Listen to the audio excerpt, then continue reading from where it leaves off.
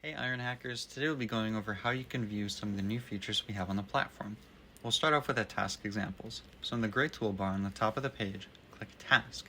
This will take you to the Task Overview page. Now in it, there's a new section, indented, and it starts off with, we have released some previous examples. The very end states section 4.4 of the task. Click the underlined section at the very end.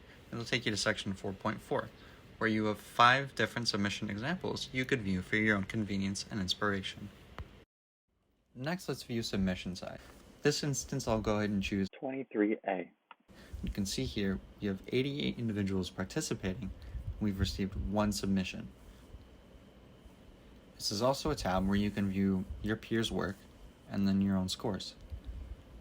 Further down the scores page, you'll notice that we have an exploration section, which goes over the different means in which we identify and calculate the exploration score.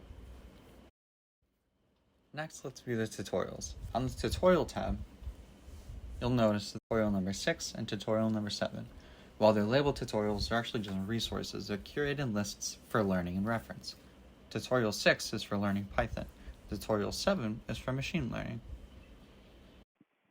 And that's a general overview of the current features that we recently added. If you have any questions, don't hesitate to reach out to us.